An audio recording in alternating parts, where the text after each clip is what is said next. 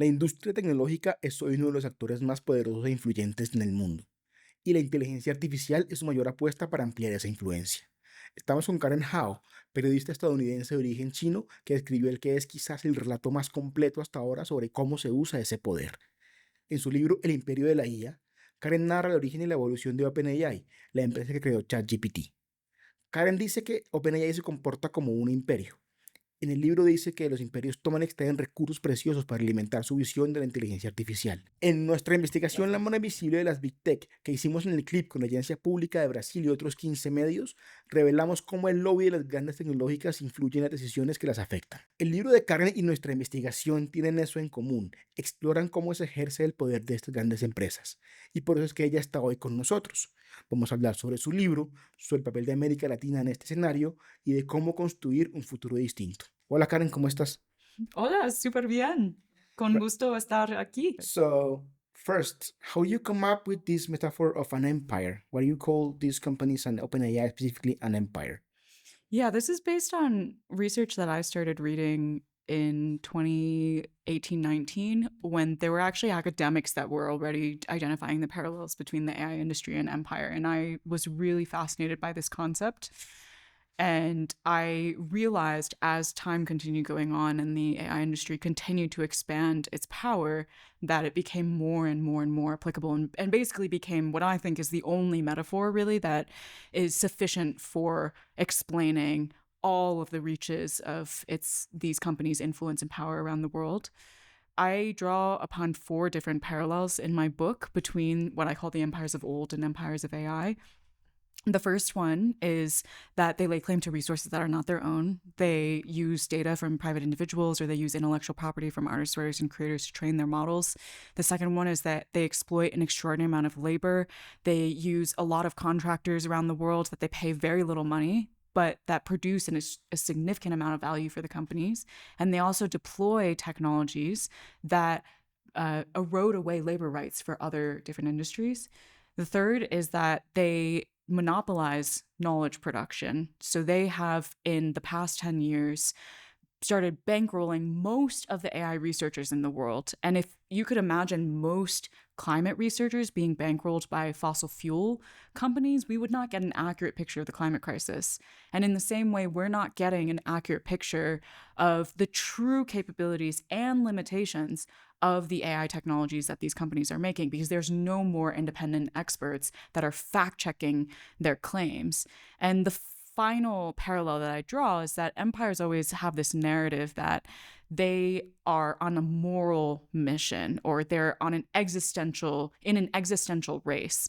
And these companies do the same thing. They portray themselves as the good empire on a civilizing mission to bring progress and modernity to all of humanity, essentially promising everyone that we're going to arrive at some kind of AI heaven.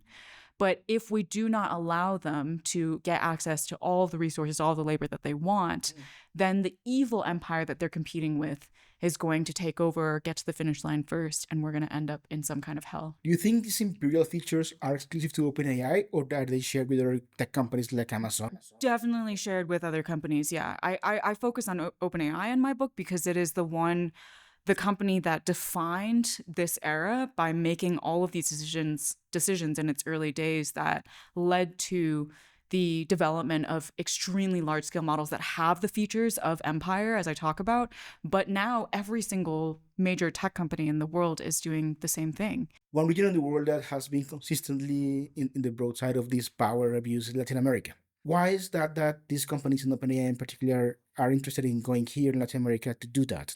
Yeah. Well, I think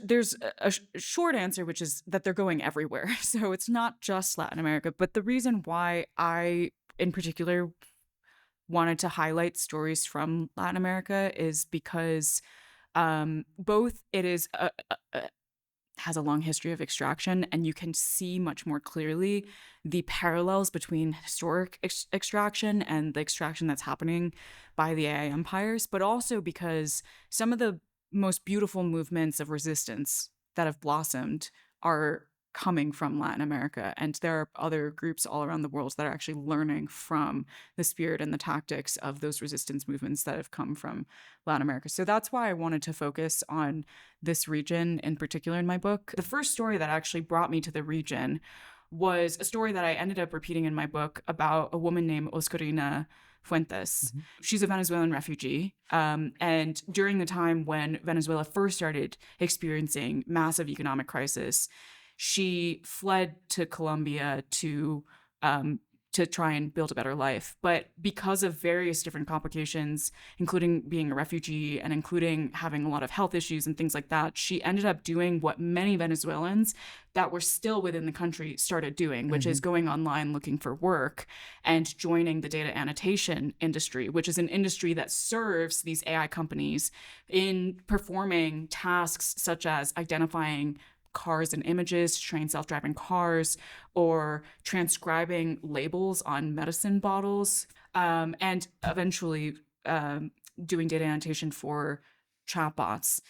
And the reason why Venezuelans were an outsized proportion of the data annotation industry at the time is because during the years that it was experiencing the worst economic crisis and hyperinflation was exactly also the year that the AI industry was trying to get into self-driving cars and trying to find a much broader base of cheap labor to help do the data annotation for self-driving cars. And what they discovered accidentally was that if they went to Venezuela, they could find the cheapest labor because everyone was so desperate and they were Yeah. willing to work for any price. And that ended up becoming a formula for the industry to find other workers around the world. They actually would go to countries experiencing economic crisis to continue exploiting the precarity of these people to drive down their wages.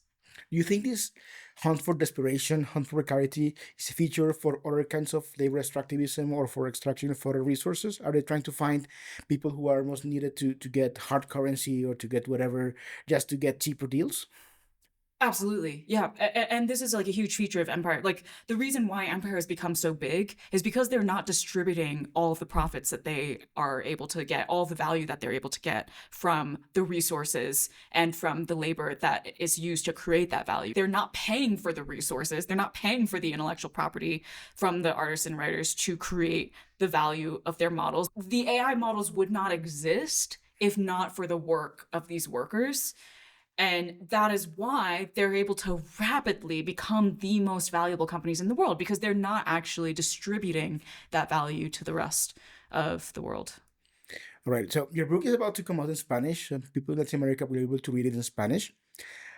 What would you like them to extract? What would you like Latin American readers to get from your book? I've been on book tour for a while, and I often encounter people all around the world who feel this sense of a lack of agency, this sense that there are higher powers that are just dictating how their lives are going to be lived. And increasingly people feel this about the technology companies, right? Like these faraway companies in San Francisco or in China that are basically just making decisions that are affecting their lives in ways that they don't necessarily like, but they don't know how to push back. And the thing I would want them to know is that you can absolutely push back. It doesn't matter what kind of job you have, what kind of place you live in, what role you play in general, you absolutely have a voice and a say in the future of technology development. And there are many, many examples already happening in places like Chile and Uruguay, where just regular community members who didn't have any technology expertise started learning about the data centers that were coming into their community and started really pushing aggressively to make sure that if this data center came in, it wasn't going to exploit their resources without giving any benefits back to the community. And I think we can learn from their experience and apply it to many other things in the ways that we resist and shape and gain more control over technology development. But your book, perhaps ironically, is widely read in AI circles, like in the AI industry. I've seen a lot of people who actually talk about it and have curious readings of it so far. What do you think your book is telling to the people in the tech industry worldwide? It's hard to say because I most often hear the opinions that are nicer, or it's sort of I either hear from people directly who really liked the book, or I hear on Twitter from the people who hated the book. Yeah, so like the people who in the tech industry who like my book have told me things that like they first of all think that the book is highly accurate, and they're impressed at how well it documented a very critical part of OpenAI's history and also just the AI industry's birth in this era. But the other thing is that they do say that it is very thought provoking, and that like one person told me at first I completely disagreed with your naming of these companies as empires. But the more that I thought about it, the more I couldn't think of an argument against why they aren't. But of course, I also get a lot of angry people on Twitter that are saying that it's an attack on the industry. I'm trying to kill innovation. How was the book received in OpenAI? It's similar. Some people really don't like it, and I also know there are some very senior people that have read the book and think that it's quite accurate. More than the factual like acknowledgement there, do you think they agree with the idea that perhaps they're developing like a way of thinking that can be harmful to the rest of the world? No, I don't think they would go that far. I guess I would separate executives from employees, because I think executives have a deeper degree of buy-in into an organization than maybe the average employee that is only trying to, help themselves live a better life and support their kids and things like that. Every company, has a narrative that they tell themselves about why they are doing good in the world. And basically within the AI industry, there's this idea that AI can eventually advance to the point of what's called artificial general intelligence, which is an AI system that would match human intelligence or exceed human intelligence. And there's one ideology that believes that if we reach that this is going to bring so much benefit and abundance to the world that it's going to solve every possible problem we have ever had. If they genuinely believe that AGI is possible, that AGI could lead to this beautiful new era of civilization in which no one is fighting anymore, no one is hungry, no one is being hurt, so on and so forth. I mean, like, it doesn't matter what it takes to get there. It's all justified. And I think a lot of the executives at OpenAI, in varying degrees, really believe in the goodness of what they're doing. So even if they see the criticisms and they recognize, okay, there are certain things that I've documented in the book that they don't find appetizing, they do feel bad that this happened, they would say, it's unfortunate that these bad things happened, but it's a price worth paying for what will come in the future. And do you think they're managing to export this ideology to other parts of society, to governments, for instance? I think OpenAI in particular is very successful at this, because I think Sam Altman in particular is very, very successful at being persuasive. That's one of his key skills, is that he's really good at persuading investors, investors to invest in his company, employees to join his company, and governments to not regulate his company. And part of what he does when he's testifying in front of Congress or speaking in private meetings with policymakers is paints them these visions of total abundance, of a world in which everything that they've ever wanted is going to happen. And that is why, there are still a lot of governments in the world that are sort of captured by the industry. How captured? How come captured? Because they end up not actually engaging in what they should be, which is governing these companies as like the entities or centers of power that are meant to do that, meant to check and hold these companies accountable. That's one of the things that I think your book and our investigation, Big Tech's Invisible Hand, have in common. We managed to identify hundreds of influence activities between tech companies, lobbyists, and governments in Latin America and other parts of the world. I was wondering, you just told me that you saw pretty much the same thing in OpenAI, and in your book you tell stories about how how unfair is the access that some Altman and OpenAI guys get in Congress in the US with in front of from the people whose way of living, whose work is being undermined by AI, like the dubbing actors or artists. I wanted to for you to expand a bit more on what do you think governments should be really doing to counter this, to act as an effective counterpower of this, or an effective regulator at least. I think step one is they need to increase transparency. Uh, I think governments are often a little bit nervous, and maybe it's justified that if they regulate too fast, then it's going to kill innovation. But I would advocate first to simply just demand that the companies are more transparent about what their activities are, because we can't really know what the impacts are and how to make sure that the impacts are positive without knowing what is happening at all. Like, for example, I think they need to increase transparency around what data is being used to train these models so that we know what kind of intellectual property is being put into these models and where's the data coming from, and is there actually harmful data that's being fed into these models. We need to have more transparency around where the data centers are going, how much energy and water are they using, because all of the understandings that we have about the environmental, public health, and climate impacts of data centers at the moment is primarily through researchers doing investigations and evaluations on open source models that are similar but not the same to the closed models from OpenAI, Google, and so forth. We also need to know there's model developers, the OpenAIs and Googles of the world, and then there's application developers, lots of different startups that might be building using these models in the back end.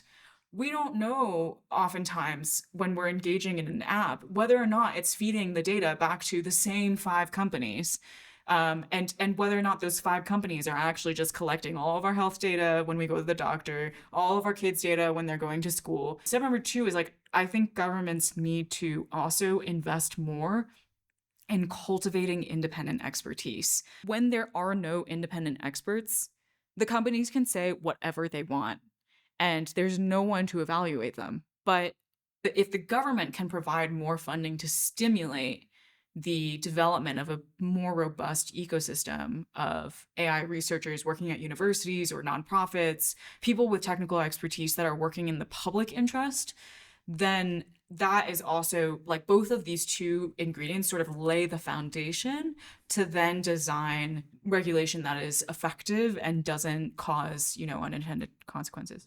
So speaking about regulation, there's a lot of battlefields going on currently on how should tech be regulated or not, what harms should we allow them to be able to do or not. What do you think are the main battlefields of tech regulation, of AI regulation right now? The main battlefields. Data centers has become the one of the biggest battlefields. I was actually just looking at the numbers again for CLIP's investigation, which showed that tech infrastructure is the most commonly used term in all the influence actions that the companies are having in Latin America. I think that's pretty representative of the world right now. They're probably talking about tech infrastructure, data centers, energy, all of that stuff, to all governments, to try and get the governments to codify their ability to build wherever they want, to get access to whatever energy they want. That strikes me as a very fertile ground for doing journalism, because exactly what we do is trying to remove the obscurity from these kinds of things. So what do you think journalism is doing right now? You think what the job journalism is doing right now is good enough to help people getting more information, getting more insight on what's really going on with these AI companies? I 100% agree that for me, journalism, and especially investigative journalism, is one of the most important mechanisms by which we can break the power of the empires.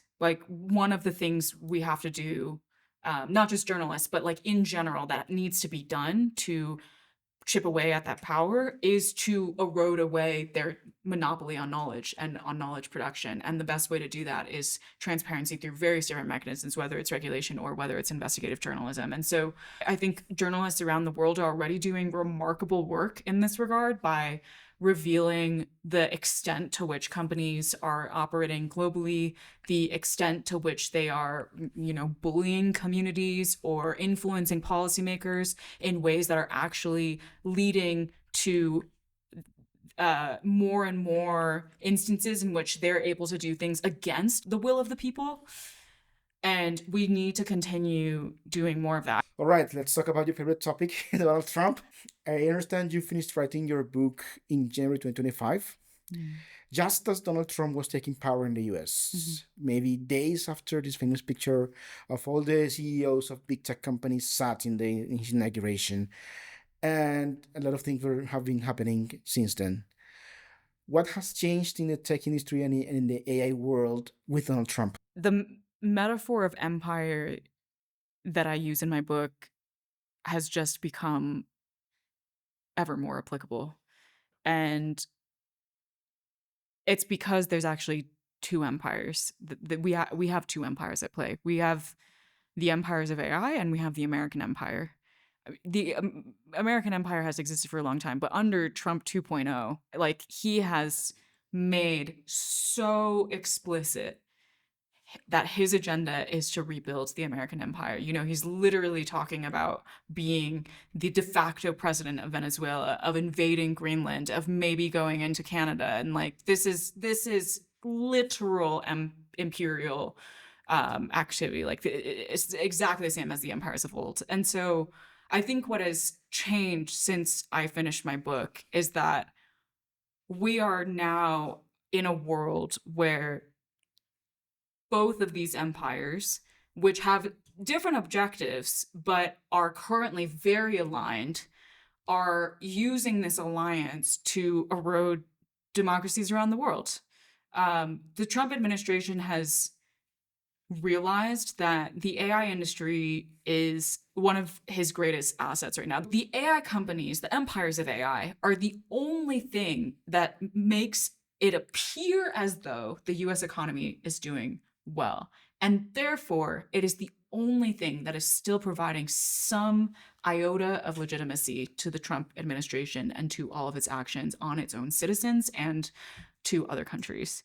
And I think that is like such a critical thing to understand, is that the American empire's ability to continue expanding is sort of feeding off of the empires of AI.